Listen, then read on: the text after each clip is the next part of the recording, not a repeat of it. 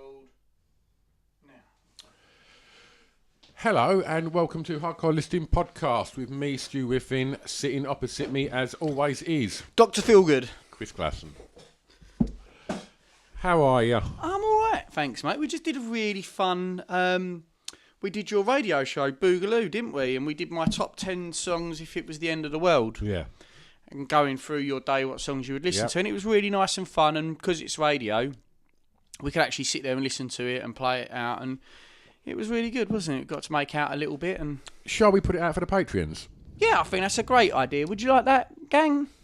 So the reason he's saying that is he's looking at the camera because if you are a Patreon, then you can probably watch this episode. Today's top 5. Yes. Top 5 boxers you got excited wanting to watch. Yep. You're reaching into your pocket to find out who suggested that Actually, one, aren't you? remembered. Timothy Eland or Elland. Tim Eland. If I've Tim Belland, if I've pronounced your name wrong, Let's call him Tim Belland. Tim Belland. Thanks, bro. I don't Nice think one. we've roasted Tim. Timbo. Timbo. That's what he screams as he comes. He goes, Timbo. I don't know if you do any of that, Tim. Yeah. What's up? Great top 5. I didn't have to sell this very hard to Stuart. As soon as I read it out, you were like, "Oh yeah, let's do top." You've read it out, haven't you? Top 5 boxers that you've always been excited to watch. Yeah. And Great I mean, top 5. what you can't see if you are watching this is behind the cameras the iconic shot of Ali standing over a flattened Sonny Liston. Yep. To the left of the camera, which you probably can't get, is Arturo Gatti. Yeah. And and below, well, there's some more boxers in the room next door. There's Leon Spinks, a signed Leon Spinks. Yeah, I saw that earlier. next to Muhammad Ali, and there's a signed Hatton. Has there been an earthquake in here? Because both those pictures are on the way. But they're both perfectly on the They're wall. both on the one at the same way, aren't they? And the other one below that is the legend that is Nick Diaz. Quite the pugilist himself. Very much so. Wow. With a Stockton slap thrown in. Oh, for, yeah, for exactly. good You measure. can have that in boxing. So, if you're not a fan of boxing, don't let that put you off this episode because it will be much the same as anything else, really. Just me and you having a bit of back and forth. Bit of bants. Banter clock. I don't know any bants, and I'm terrible at puns. I'll tell you who's great at puns is Stuart Mangham. 76. He's really He is, good yeah. at puns, isn't he? I feel like when he's punning off. Banton Deck. Did you just come up with that one then? of course not. Oh god.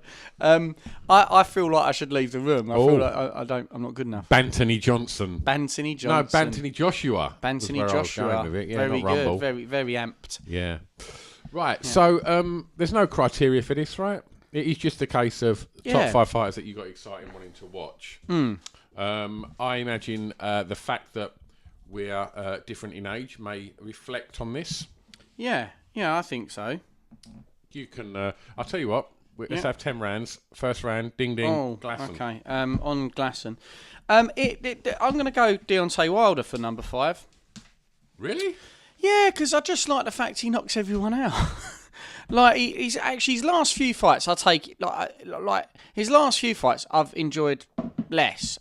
No, hold on, that Fury Wilder one was great fight. amazing. But he's just a wild puncher, man. He isn't like there's other boxers on here. There's one that I'm not gonna put in my 5, but I probably should do. Who they're so amazing technically, and they're just great boxers. But Wilder isn't that. He's just got insane power in his fists, and I do sometimes quite like to see people throwing bombs, and the Bronze Bomber does that very well. His record is quite mad. I mean, maybe he's been knocking out quite a lot of bums. There's. I think it's safe to say some of the early wins were. Gimmies. I think sometimes they're probably going to get some boxing enthusiasts messaging in saying otherwise, but I do believe that the first in America, I think some of the early fights are a little bit easier than some of the earlier fights you get in the UK. Yeah. If you disagree, then message him. But he racked up a very sizable record with that record not necessarily having anyone of any note on it. I was trying to think of someone because some of them were probably like amateur boxing fights. Because there was one I was researching. Professional records, professional record. Yeah, exactly. But what I was thinking is like Lomachenko. When I was looking this up, Vasyl Lomachenko, his amateur record was 396 to 1. And who? That's crazy. Do you know? I've been away this weekend. Mm-hmm. Did Lomachenko fight this weekend? I don't know. He fought the British lad this weekend. Mm-hmm. Or is that next weekend? Yeah, I don't know. I don't know if he has had a a match, as they call them. So you're going with the bronze? Yeah, like I know that this episode you're going to be definitely more. Like I used to like boxing more, but once I got into MMA, I kind of sort of like I really wasn't following a great deal of boxing. I didn't keep up with both, and even then, I don't suppose I was a watching a lot of it anyway. So yeah, so I don't know. I do just kind of quite like Wilder's like knockout power.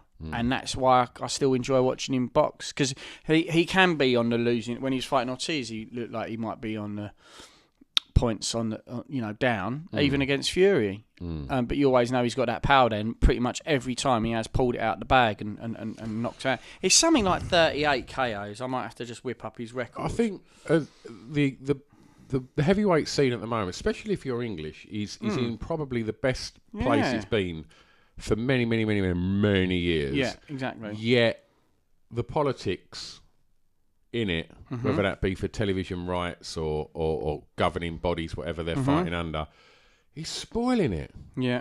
Because, Tyson Fury beat Deontay Wilder as far as I'm concerned. Yeah, for sure. I'm not necessarily a massive fan of Tyson Fury, the man, but I do think he's the best heavyweight boxer we've got by quite a way.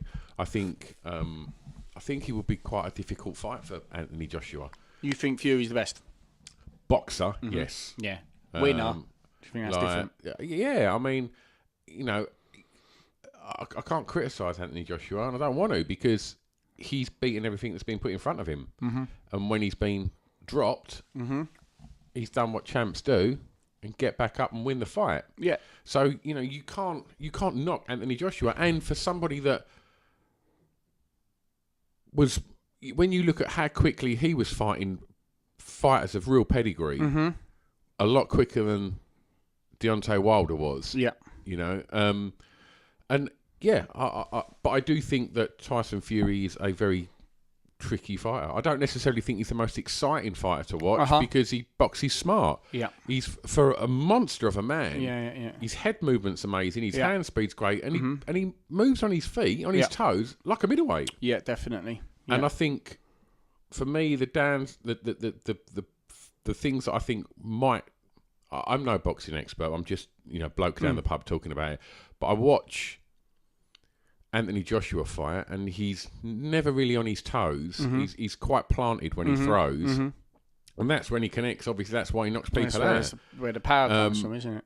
But I do think I see the fight between Wilder and Fury. Sorry, Joshua and Fury. Should it ever happen, I don't necessarily think it will.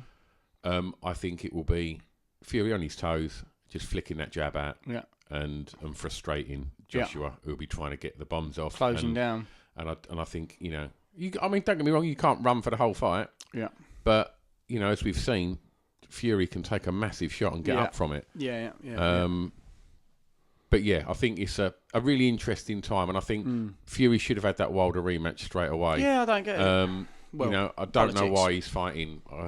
What's his name? I can't think who Wilder's fighting next. Oh God, what's his bloody name? And I don't know, I've no idea who Anthony Joshua's fighting. He's fighting that babyface. Yeah, that New York Queens. Yeah, I don't know anything about him. Like I say, like you, once we got into UFC, then I'll try and watch as much of it as I can, the boxing. But I do find UFC, there isn't that much politics. There isn't governing bodies. You've got UFC, the elite are in there. Yeah. It's got a more political. It's got more. The best aren't always. Feels like the best aren't always fighting the best. A couple of years ago, it feels like UFC are getting a bit better at that now. Yeah, Conor McGregor will fight who Conor McGregor wants to fight. Make no mistake, we all know that. That was the biggest flagship for that. But let's not talk about it. No. So yeah, Wilder. I think you're right. I think the heavyweight division is quite exciting now. And the Bronze Bomber, 39 knockouts he's had out of 40 fights. Yeah, it's not bad going, is it? Really? Definitely. Even if you're fighting bums, how can you knock out 39? It's quite impressive. Absolutely. So yeah, his knockout thing is pretty cool. Are you going to speak much on Fury for the rest of it? No. Yeah. Okay. So I kind of agree with you on that with regards to how he's a great boxer. He's got great footwork, but I don't know if he is the winner between him and Joshua. But hopefully we'll find out. I really hope we do. I think we will. I want to have a positive outlook on it. I think Joshua's team are just very smart, and I think they know. Oh, completely. I think that's his next move to fight in America, is just to make sure that he's showing Deontay that he's fighting on his fucking ground now. And he wants to prove that he's there, ready to fight. I don't think they're dodging him. I think Wilder's a better fight for Fury, for Anthony Joshua than Tyson Fury is. But yeah, hopefully we'll get to see all these fights. I think Joshua Wilder might be the next one after, with a bit of luck, if we keep our fingers crossed. Yeah, it'd be great. Yeah. Absolutely great. Go on then, round 9, or your number 5. This is going to be confusing for everyone. I'm going to go Chris Eubank Senior. I love Chris Eubank. Yeah. I know that everyone's digging him now because of Junior's career and him being in the corner and being Chris Eubank. But I just liked him. Yeah. I could talk at length. I could have done top 5 middleweights from the 80s of that specific era. I will be talking about another one shortly. Cool. And I just think the fighters at that point, whether it was some of the ones that, Gary Stretch. Gary Stretch, who a lot of people won't know as a boxer, but will know as the guy who leads the gang in Dead Man's Shoes. Yeah. Was an incredible middleweight. Only lost once to Chris Eubank Senior. And that was debatable. That got stopped on a cut, and I think Stretch was ahead at the time. But yeah, Eubank, Ben Watson, Mike McCullum, Steve Collins, aside from McCullum, amazing British middleweights. Yeah. And Michael Watson, just what a incredible fighter to watch, and Harold Graham as well.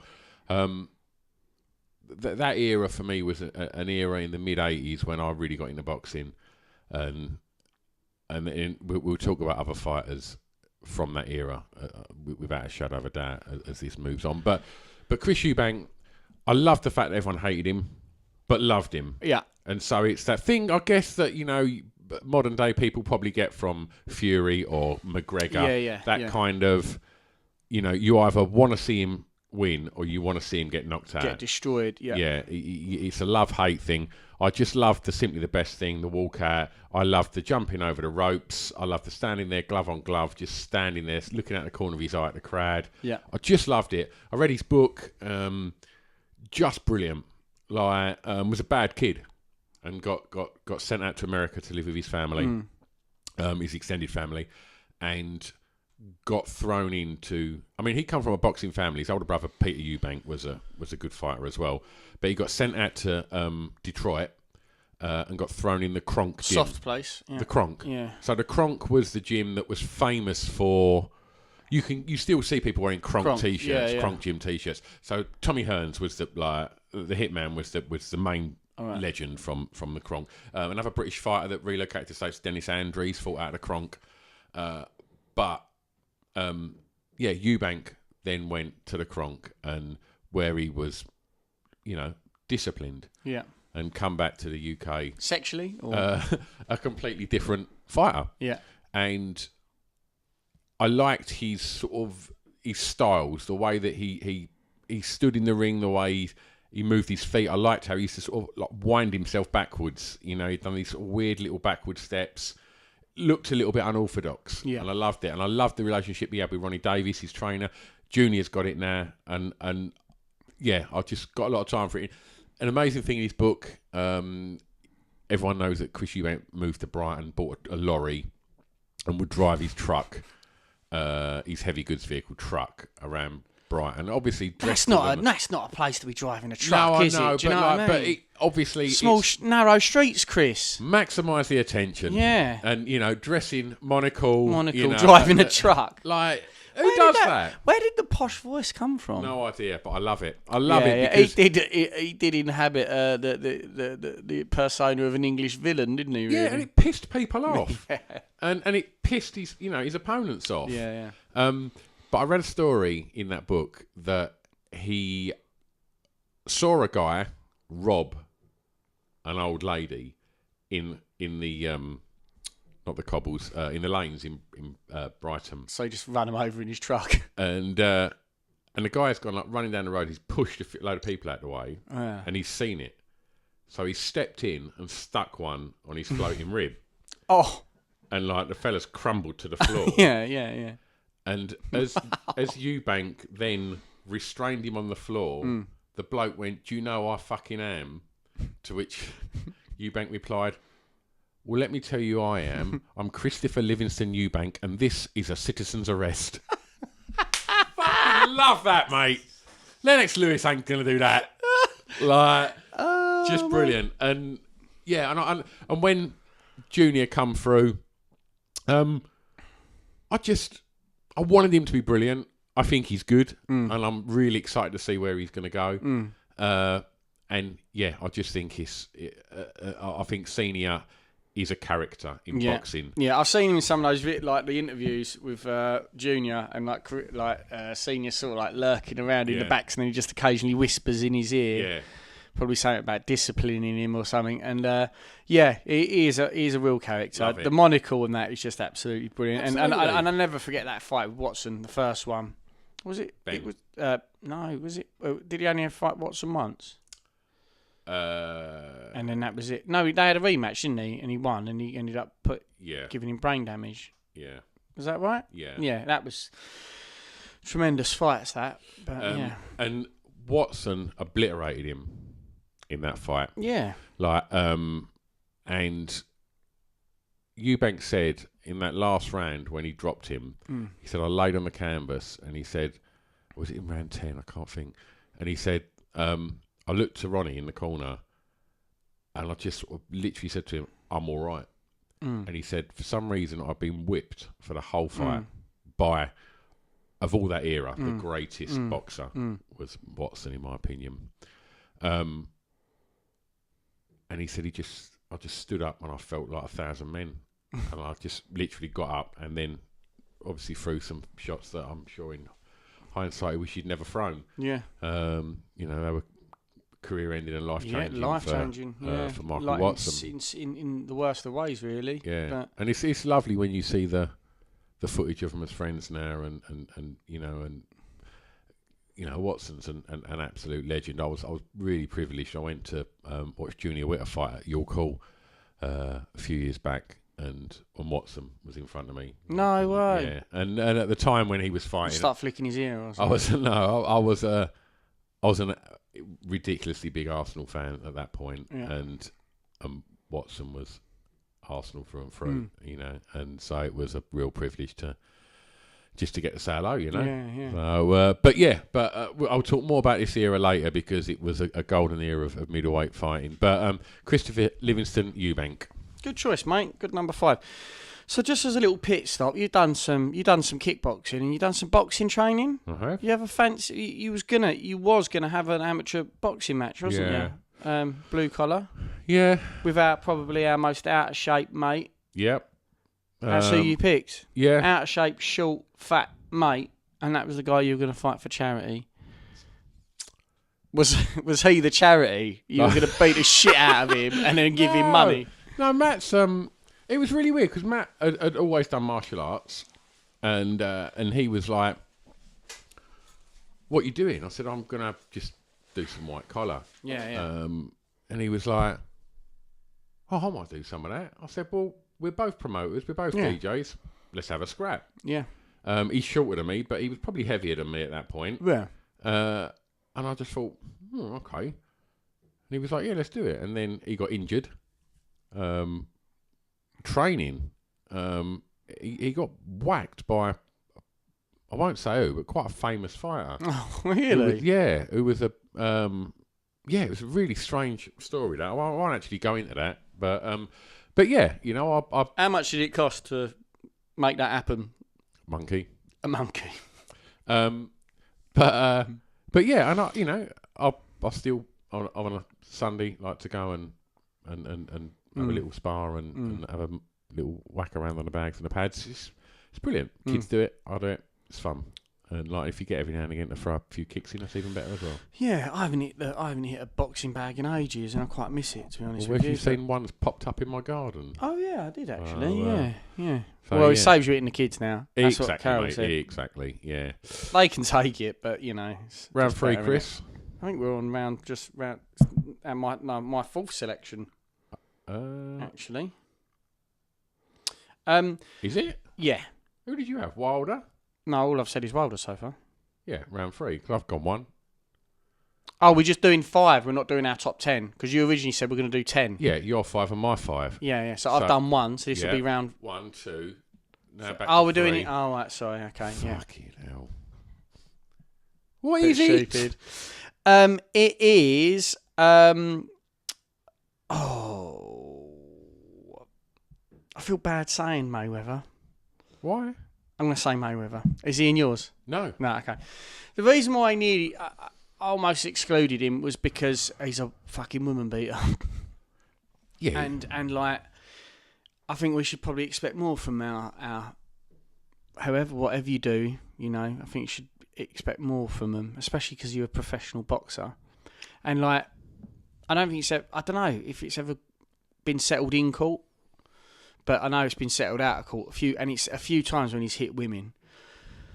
So that's a very shame. But in terms of like watching someone fight defensively, he's a tremendous person to watch box. He's the best. Yeah, it's the complete opposite of what I was talking about with Wilder. Do you know what I mean? Like Mayweather has got power, but it isn't like the power of other boxers. You know, he's not.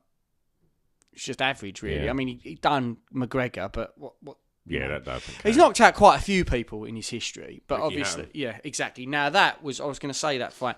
Now that, how's my hair? That is my hair looking awful? Have I got crest hair?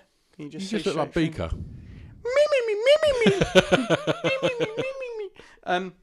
So that Hatton fight, it was embarrassing to watch that. Like he was punching and dancing circles around Hatton. Hatton ended up like at one point forward headbutting a corner buckle. However, I was mad. However, I thought the ref was very unfair on Hatton.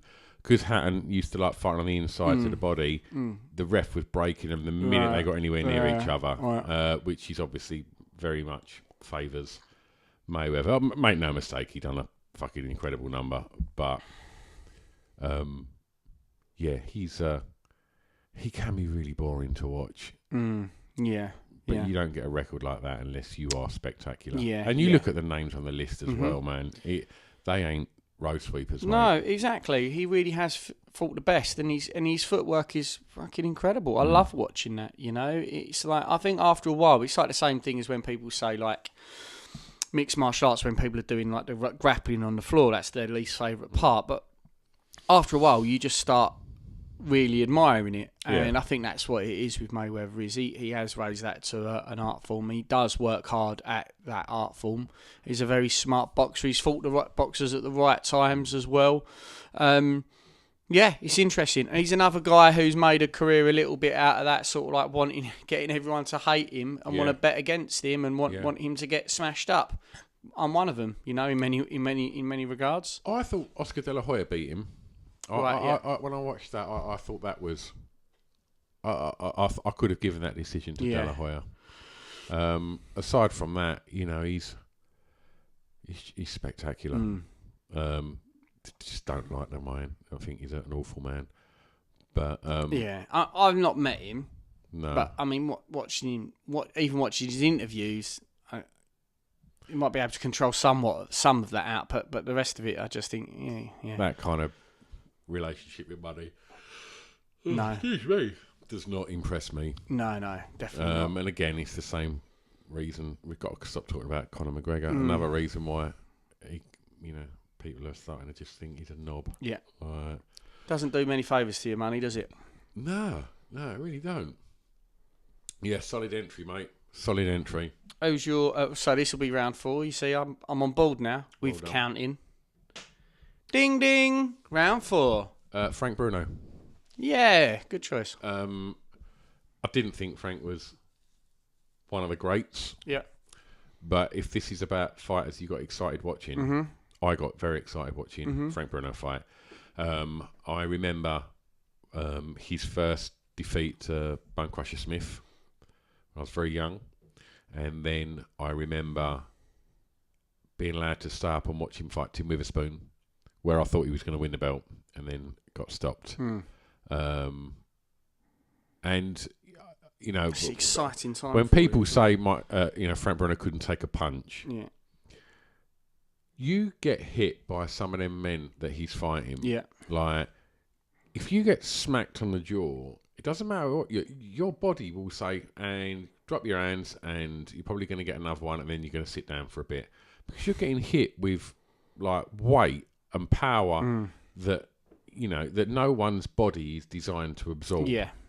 While standing on their feet with their hands by their head, fighting back, and I think watching him then go on to fight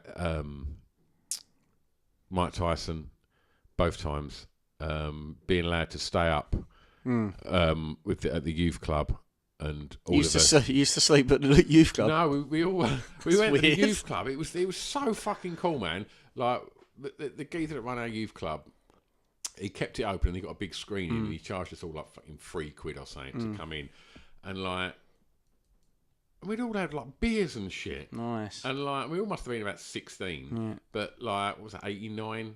Yeah, so I would have been like 16, like standing there at 3 a.m. in your school where the youth club was, watching Frank Bruno, and it was amazing, and like the anticipation for it of a British fighters fighting Iron Man. Yeah. And it was, the result was fucking horrible, but that in that first round when he fucking stops him in his tracks, and you just think, and just hearing Harry Carpenter going, "Oh, get in there, Frank!" Like, it was just amazing, absolutely amazing. And then to see, his career then, pick itself back up, and to see him. Well, we were blessed to be able to sit down with Frank Bruno and do this podcast. One of the very few times we've been nervous. Yeah. Definitely. And not because we think, oh, God, he's going to beat us up or anything stupid like that. It's just that it's Frank Bruno. He's like, it's a big deal, But, yeah, like, I can't think of a better moment as a boxing fan as hearing Land of Hope and Glory and seeing Frank Bruno, the champion, beating Oliver McCall. Like, that last round where McCall's just trying to stop him and Frank's fucked, but he's just hanging in there with everything. And then literally, I can't watch that. The fireworks go up, Land of Hope and Glory comes on. I'm no nationalist, I'm not big on being British or anything like that. You voted out though, and you want them all out of our country. But yeah, go on. But no, I couldn't give a shit about being English, and really couldn't. And the fact that song means nothing to me, but other than that's the moment that soundtracks that, and it's just evocative. And so Frank Bruno. Good choice, mate.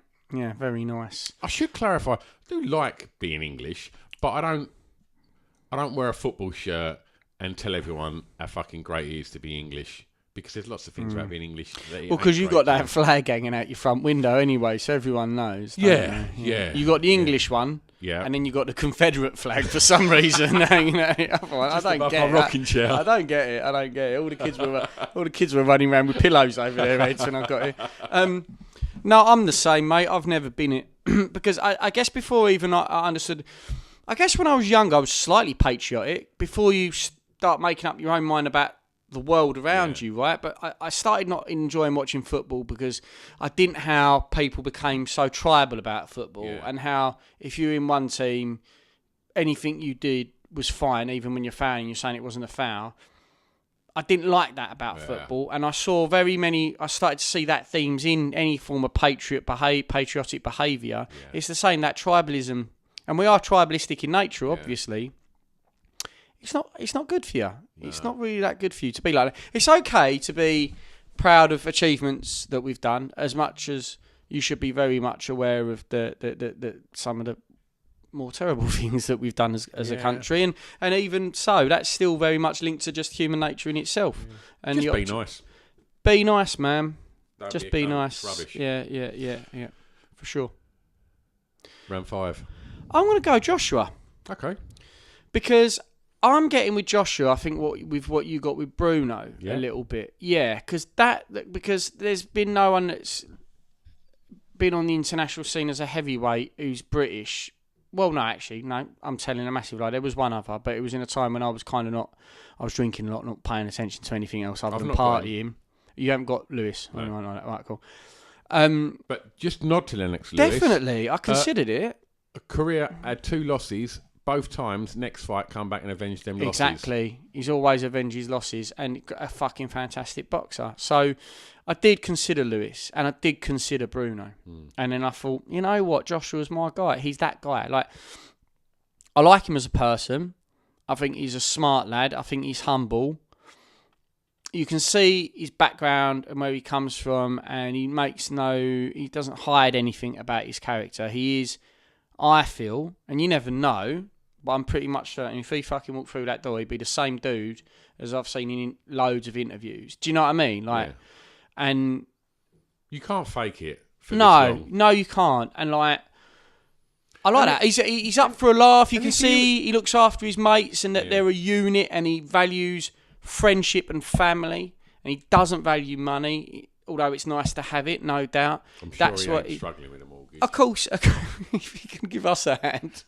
Not with our joint mortgage. We've got a joint mortgage, guys. We've got. There's been some big changes in your household. Carol's out. Chris is in. You got a new old lady. Yeah, but I just think that. Yeah, he is a genuine dude. He's hardworking. He was sort of going down possibly the wrong path as a kid. He turned it round. He didn't have no one did him any favours other than, I think, I can give him a pair of boxing gloves or loaned him the money for a pair. And he's a big lad, but he boxes really well. He boxes technically, and he's got power, and he's demonstrated that he can take a lethal blow. He's demonstrated that he can be put on his arse and come back. Yeah. And I thought that was great seeing that Klitschko fight. And I think that story's still not finished. I think there's some other massive fights there. And I think he's going to come through if he keeps a level cool head, which I think he's got. And that's why I think I think you're right, it's a real tough fight, that Fury. But he's got my support over Fury. Do you know what I mean? Like, as a personally, he's got my support because, you know, I don't condemn Fury as much as others, but I still condemn him for his actions and what he says, right? And we're all human and we can all get things wrong. But even so, I don't have that hang up with, you know, Anthony. He just he isn't that guy. Yeah. And he has a laugh with his mates. He's got a lot of love for people, and he's a fucking strong boxer. So I get that excitement, and I want to see his next fight. And I think that fight in America against this slugger, I think is a smart move, given what's like Fury and Wilder might be shutting him out a little bit. So I think those fights will come in time. And I want to be there for it. And a testament to that, look how he's selling out our stadiums and stuff like that. So a lot of other people feel that there's that excitement around him as well. So that's why I picked him, man. I want to see that career continue to go, and for him to have that sort of legacy. I think you only deserve it if you get it. Yeah. But whatever it is in terms of the record, I think he's leaving a legacy that he can be proud of, regardless if he ever gets any losses on it. So, Great. Man. So that's my that's round 5. So so ding ding, round 6. We're gonna go Ricky Hatton. Yeah, I considered him. Because I think like now, do you reckon you could take him if you had a fight with Ricky Hatton now? Who's gonna win? I think Ricky Hatton would knock me out in under 10 seconds.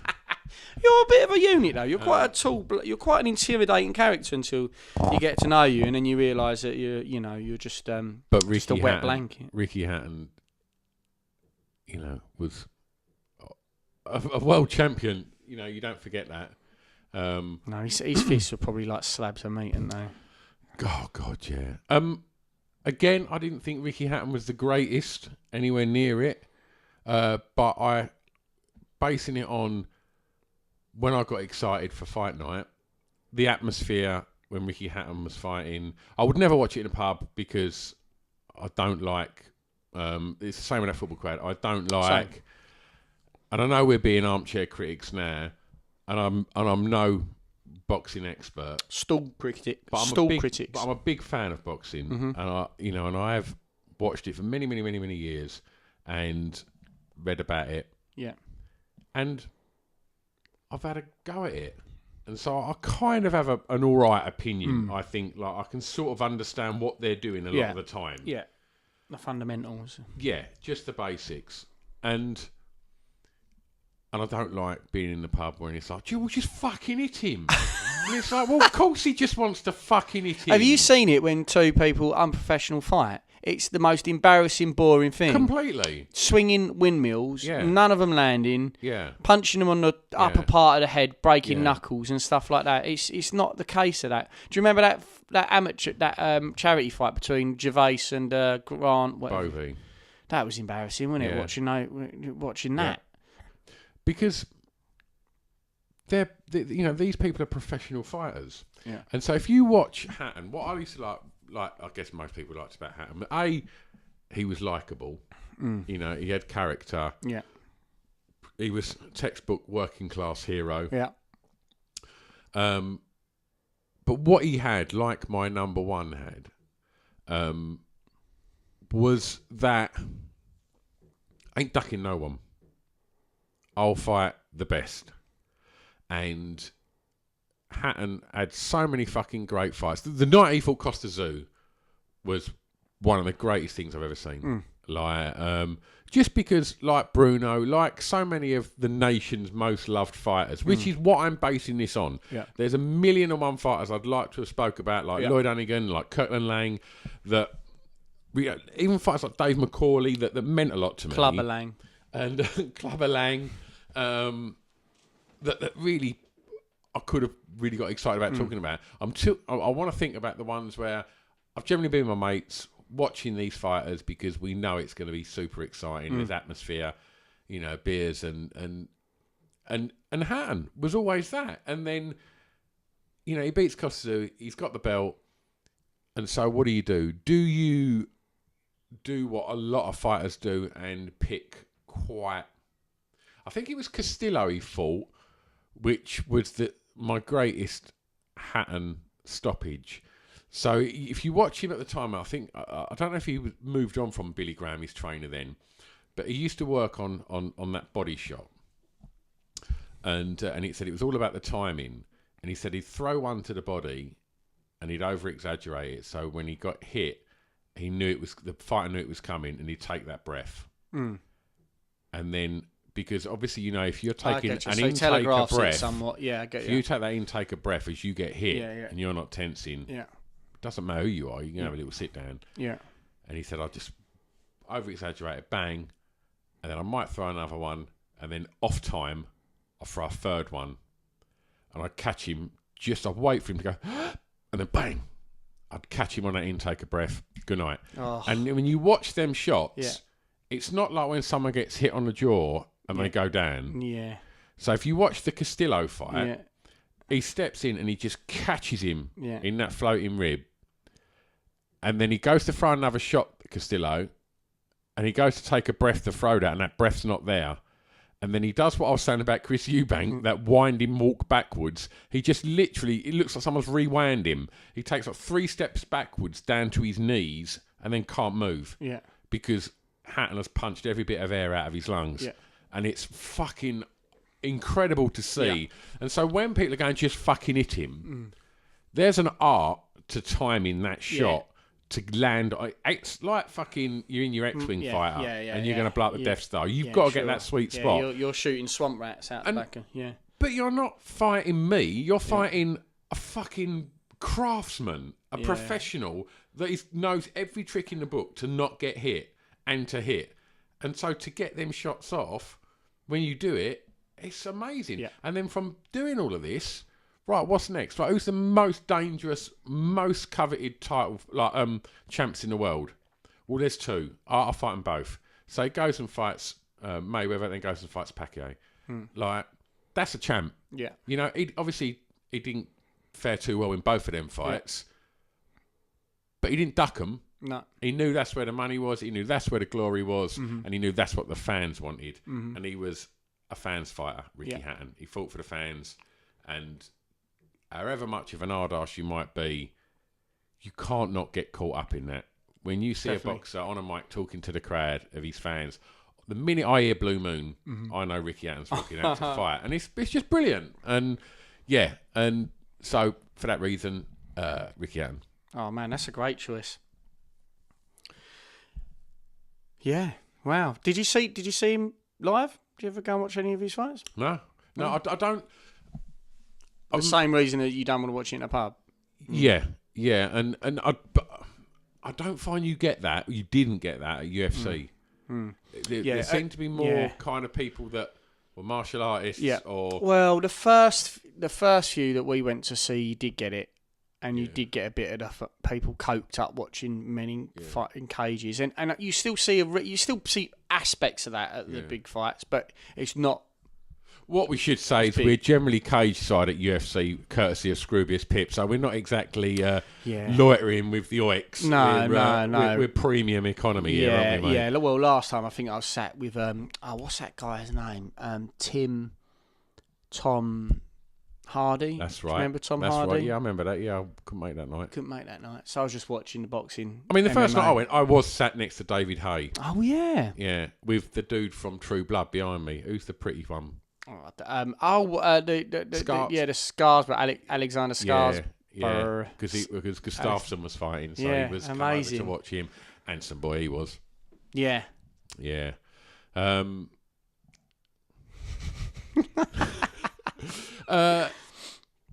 did you choose? I haven't said anything yet, mate. My number 2, which is round 9. Yeah. Should be, shouldn't it? Yeah. No, where are we? 8. Oh, round 8. 7. It is. No, it's 8, right? No, it is 8. It is 8, because then you're... No. 7, 8, 9, 10. This is my number 4. This is my number 2, isn't it? I don't give a shit. It's my number 2, isn't it? Or not? Let's talk about your number 2. Have we done our 3s then? Yeah, because you just did 6. That would have been your 3rd. So I'm 7. Right. That's what I just said. Oh. Peel back. By the way, if we ever do top 5 insults, Pillback is in there for Thanks, me. Man. You said it the other day, and I was just like, "That is such a great insult." Calling someone a foreskin. Go to see a big Papa J. That's fucking brilliant. My number 2 is the Prince himself, Prince Naseem. I bloody love watching him box. That boxing style of hands down, lightning fast, and he put most people away, didn't he, as well? I mean, the walkouts and all that was quite cool, I get. Well, it's not cool. Come out on a magic carpet. But, yeah, exactly. I guess that's a thing. He was textbook. You either wanted to see him get sparked or you wanted to see him win. Definitely. But I've always loved that fighting style. Yeah. Of being fast. There's a little bit of that drunken sort of kung fu in his style, definitely. I think so. Yeah. It's that absolute ability to be fluid and fast and good timing to put people away. It's that Ingle style, that Sheffield style, that hands by that, like Harold Graham had it, right. and Naz had it, and who else has used that recent times? I can't think. Just that ability to be able to just comfortably just think, right, hands down, I'm so confident in my movement, and and again, his fucking record. He was absolutely tremendous, wasn't it? And yeah, I mean, like, because MVP, Michael Venom Page, MMA and kickboxer, he's always boxer. He's always said the reason he does that is, well, I don't need to have my defence up if I'm not there.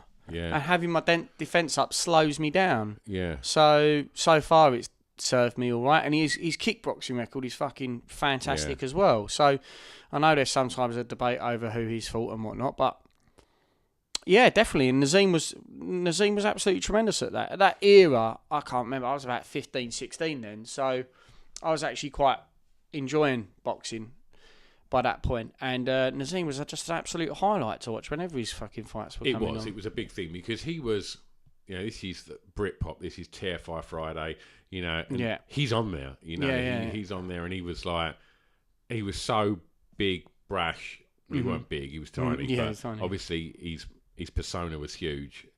Knew how good he was, and he was incredible until his last fight. Antonio Barrera did not fuck with that guy. Just showed him up, didn't he? Barrera, what a dude. When was it Khan that fought Barrera? An old Barrera, and it was like, oh mate. Was it sad? I haven't seen that you just think, on his day, mate, he would have just put you to sleep. Just tough fighters, man. I loved it as much as because I wasn't a fan of Naz. I liked watching his fights because his fighting style was exciting, and he was a gobshite. But I love Barrera. Yeah, and I think I've got to Google this. I'm sure it was Khan, and it's annoying me. But what was really interesting about this fight, if I can just find out if it was Amir Khan v Antonio.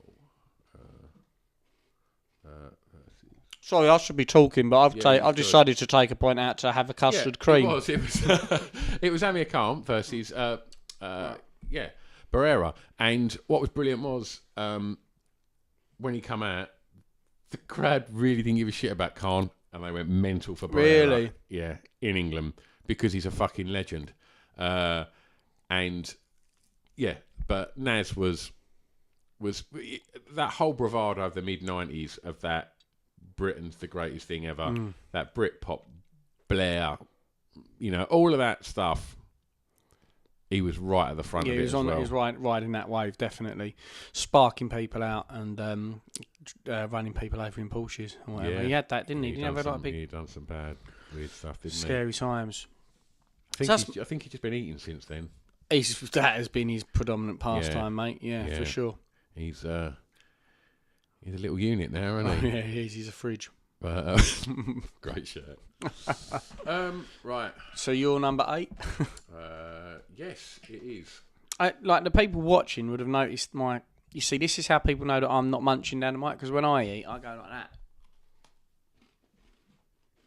Amazing. That doesn't come up on the mic.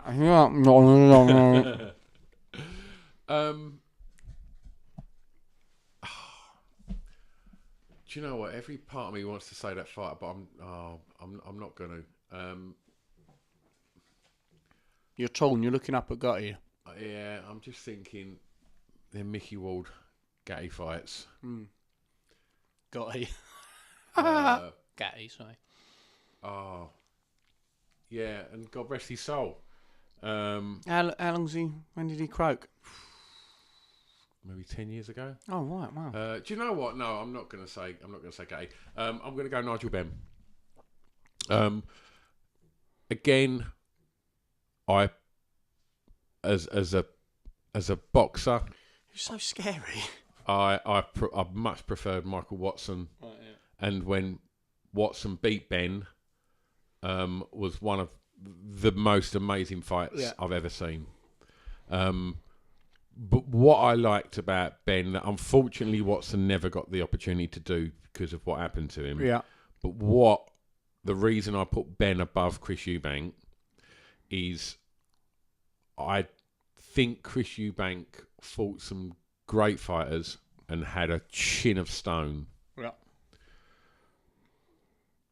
But what I liked about Ben was he was like, wherever there's a champ, I'll fight him. I don't care. Yeah. And he went out after he got beaten by Watson. I mean, the hype around that fight, like he was pure West Ham and Watson was Arsenal. So there was, the whole kind of divide and hype there. and Watson was the kind, nice dude, and Ben was the animal, you know, and he was an animal. He was a fighter, you know. I'd never, you know, of course he was a boxer, but he was, by them, if we're going to split it, he was definitely a fighter.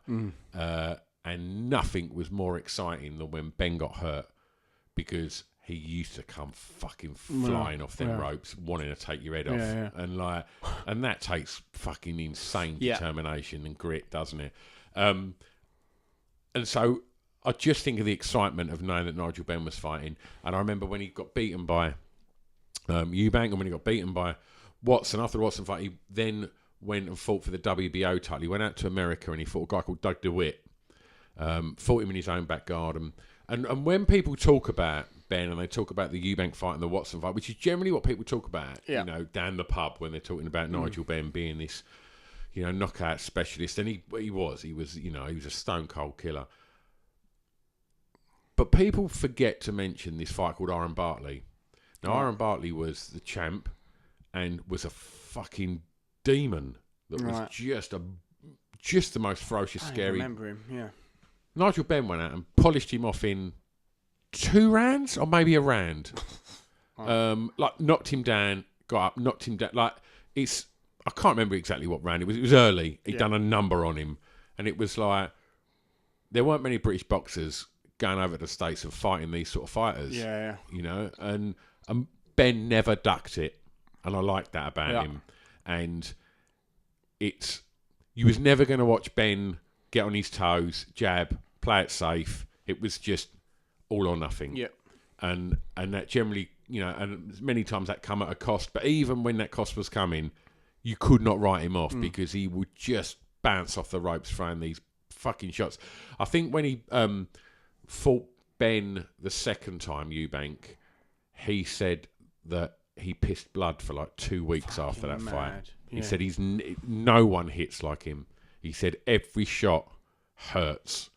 And like, you think our condition, these fighters must be to take shots. He said every they have medicine balls just dropped on their stomach constantly, don't they? And he said, I've never, you know, just every shot hurt.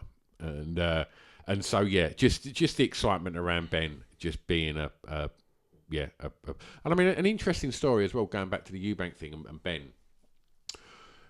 There was lots of hype about a lot of the people that were threatening Eubank, that were, you know, from Nigel Benn's fan base and things like that, and there was all these death threats made that they were going to he was going to get killed, apparently, like walking in the ring. I'm trying to remember this story correctly. I'm sure it was like some part of his fan base or something like that. And he said, if you watch carefully when I walk out for the Ben fight, I always used to wear like a white towel over me. And he said, and when you see Ronnie Davies take the towel off, he said, if you watch carefully, normally just whipped it off, takes it off cleverly, because I had a bulletproof vest on underneath my towel walking out to a fight. Man. Not that you've got enough on your mind walking out to fight him, you're also worried about what's going to happen you're on your going to get now. shanked. Yeah. What's your number one? Iron Mike. Likewise. Yeah, I mean, like, you... Again, dubious as a man. Dubious as a man, yeah. I think, you know... We're talking about the boxers, right? Yeah, exactly. Look, Ben... I sometimes forget Ben, but, like, he was absolutely vicious, like you were saying, and I always end up thinking of, like Lewis. But, yeah, I guess Ben was an era... I'd seen a few of those middleweight fights, but not as many. I don't have the knowledge that you clearly do. But Tyson also has that sort of like, it's just a fucking, at his prime, he was just a very scary man. The power in him, and he was a great boxer. You know, ducking, bobbing and weaving, and then just destroying people's bodies. His height as an advantage as a heavyweight, being short, and using that as an advantage. You know, it was, props to what was his corner man, Kevin Rooney, and obviously Cuss initially. Just hearing them shout them combinations, it was all number combinations, and he used to just shout the combinations out to Rooney in the corner, And you see Tyson respond to him. It's fucking exciting. Oh, yeah. And just destroy people. Just absolutely knock the shit out of people. And, so obviously I was very young when he fought Bruno. And I don't know if I'm having fake memory syndrome, because obviously it was late at night that was on, like 3 a.m. But I'm pretty certain I watched one of those fights, even when I was 8 or 9. I mean, I wasn't out having drinks or anything like that. I think our scout leader had let us all stay around his house or something like that. Was that the night that you milked a cow with a blindfold on? Yeah, we all had to. Right. But I can talk about it now. But he said, "Don't tell anyone, because if you tell your parents, they'll die." So I had to keep it to myself for lots of years. Right. And cow milk tastes. I don't know what it is, but my tastes have changed, because milk tastes so much more different now to how I remember it tasting on that evening. That's fresh cow's milk, though. Because the milk that night tasted very much like my dad's sperm, which I'd been having quite a lot of. But anyway. Sorry, what the fuck was we talking about? Mike Tyson, yeah, he's just a terrifying boxer. So it was Frank Bruno. I remember that fight. I remember watching it. I remember being gutted, and I'm pretty certain I watched it live at home. And but from that and all the other stuff after it, up to and including the ear biting incident, holy shit, he was the most exciting boxer on the planet. And up until that moment where he got beat, I mean, you look at people like Golovkin of recent times, and that have got these highlight reels that are amazing, where everyone's saying, what animals they are, and you do not. I still don't think anyone has captured that moment that Mike Tyson had, where fighters were beat before. Yeah. So it was the 91-second knockout of. Oh God, who was his name? He was a light heavyweight, the younger brother of. I was at Butlins Bognor with my mate's dad and my mate, and we got up and watched it. It was what was his name? And I think for me, that was the fight where I think. Let me just have a quick scroll through it. Tyson versus. Well, Marvis Frazier. He did beat Marvis Frazier, who was Joe's. Oh God, what was his bloody name? Oh God, it's going to drive me up the wall. And he was the one that everyone was like, "Look, he's gonna step up from lightweight, from light heavyweight, and he's going to be the one that's going to really do a number on Tyson." And it was like, and everyone was saying that, do you know? Oh God, let me just have a look. This is driving me up the wall. 93-second fight. Yeah, I can't tell you. 90-second fight. Michael Spinks. So it was Leon Spinks who's bloody signed me thing. It was his younger brother, Michael Spinks. And if you watch the stare down before they fight, you see pure fear. Like absolute fear. Like, even though, a lot of people thought Bruno was going to be a lamb to the slaughter, he went in there and he was like, we're fucking having this. Yeah. I'm not backing down from you. That Spinks fight, it was horrible to watch. Like, and you watch that highlight reel of Fury Tyson coming through, unbelievable. And when you look at when he beat who did he beat to win the title? It was not because he then unified it with Pinkland Thomas, Tony Tubbs, Tyrell